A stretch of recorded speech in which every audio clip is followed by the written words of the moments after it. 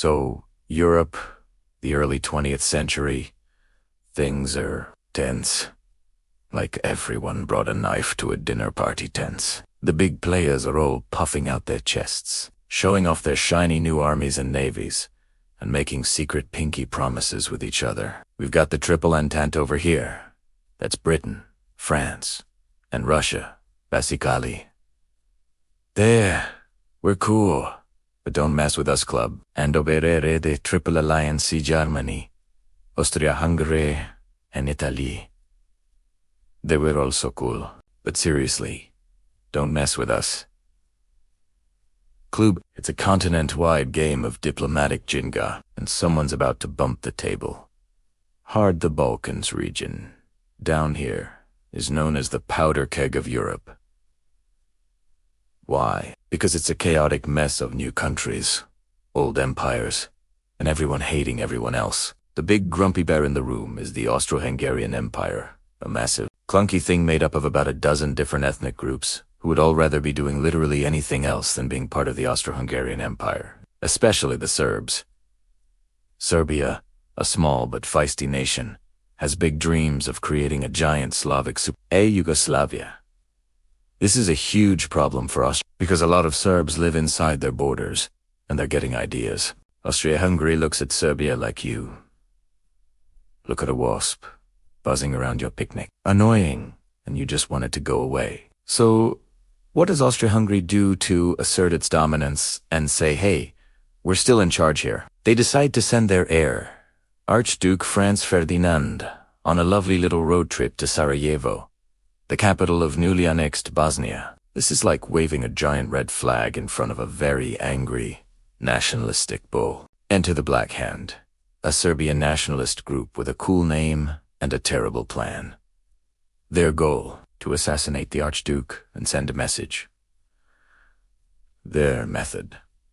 Well, it was something. On June 28, 1914, Franz Ferdinand and his wife Sophie are parading through Sarajevo in an open-top car. The first assassin throws a bomb, which bounces off the car and explodes under the one behind it. Whoops.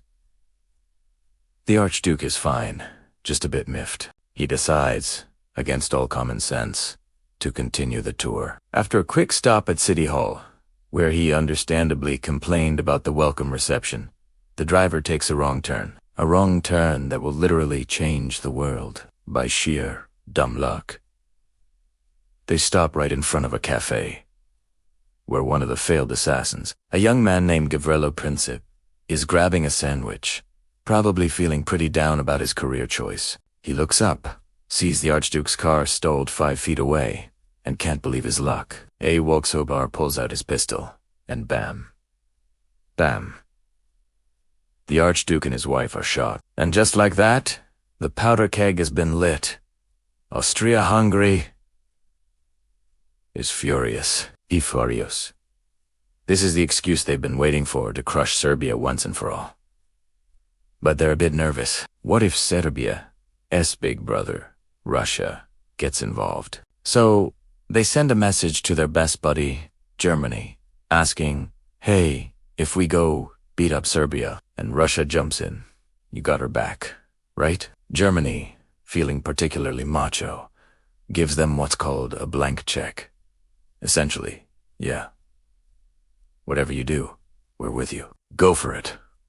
This was, to put it mildly, a bad idea. With Germany's support, Austria-Hungary sends Serbia an ultimatum, a list of 10 demands so ridiculous it was designed to be rejected. Things like, let our police investigate the assassination asterisk.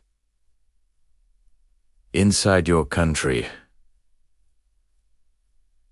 Asterisk. It's the political equivalent of demanding someone hand over their wallet, their car keys, and their favorite pet hamster. To everyone's surprise, Serbia, wanting to avoid war, agrees to 9 of the 10 demands. But that one rejection was all Austria-Hungary needed. On July 28, 1914, exactly 1 month after the assassination, Austria-Hungary declares war on Serbia, and this is where the dominoes start to fall. Russia, seeing its little Slavic pal Serbia getting bullied, says, Oh no, you don't. And starts mobilizing its gigantic army. Germany sees Russia mobilizing and tells them to stop it. Russia says, "Make me." So Germany declares war on Russia. Now, Germany has a problem. It's stuck in the middle, with enemies on both sides. Russia to the east, and Russia's friend, France, to the west. But Germany has a plan. A brilliant, genius plan called the Schlieffen Plan. Step 1. Knock out France super-duper fast by going asterisk through asterisk neutral Belgium. Step 2. Once France is defeated, move the entire army over to the east to deal with slow-mobilizing Russia. Easy peasy. Right. War over by Christmas. So, Germany tells Belgium, "Hey, mind if we march our entire army through your country to invade France? We'll be quick. Promise." Belgium, a tiny country with the heart of a lion, says, actually, we mind a lot. And resists. Germany invades anyway. There's just one more problem. A long time ago, Britain had made a pinky promise to protect Belgium's neutrality. It was an old treaty, but Britain, seeing Germany's aggression, decides to honor it. Britain tells Germany to get out of Belgium. Germany basically laughs.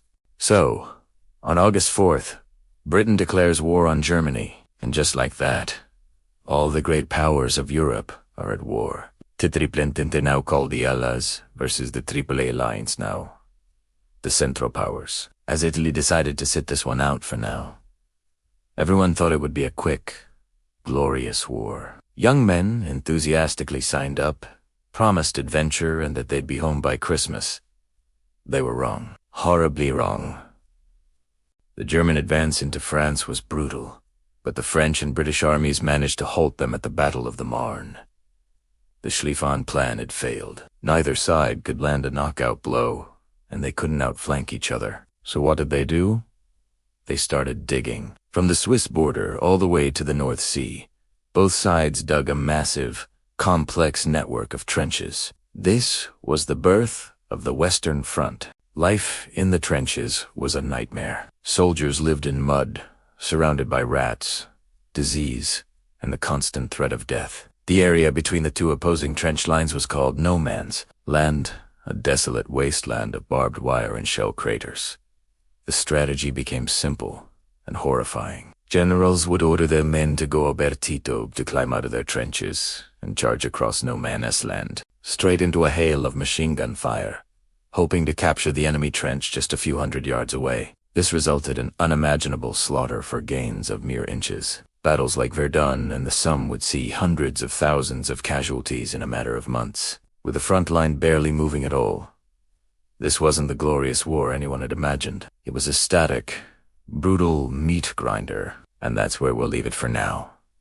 The world is locked in a bloody stalemate, with no end in sight. What started with a wrong turn and a sandwich in Sarajevo has become the most catastrophic war in human history. Join us next time for part 2, where we'll see new technologies, new fronts, and how the world gets dragged even deeper into the Great War. Thanks for watching. Don't forget to like, subscribe, and hit that notification bell so you don't miss what happens next.